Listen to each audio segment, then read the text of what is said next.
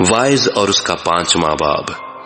جب تو خدا کے گھر کو جاتا ہے تو سنجیدگی سے قدم رکھ، کیونکہ شنوا ہونے کے لیے جانا احمقوں کے سے ذبیحے گزرانے سے بہتر ہے، اس لیے کہ وہ نہیں سمجھتے کہ بدی کرتے ہیں۔ بولنے میں جلد بازی نہ کر، اور تیرا دل جلد بازی سے خدا کے حضور کچھ نہ کہے، کیونکہ خدا آسمان پر ہے اور تو زمین پر، اس لیے تیری باتیں مختصر ہوں، کیونکہ کام کی کثرت کے باعث سے خواب دیکھا جاتا ہے، اور احمق کی آواز باتوں کی کثرت ہوتی ہے۔ جب تو خدا کے لیے منت مانے تو اس کے ادا کرنے میں دیر نہ کر، کیونکہ وہ احمقوں سے خوش نہیں ہے۔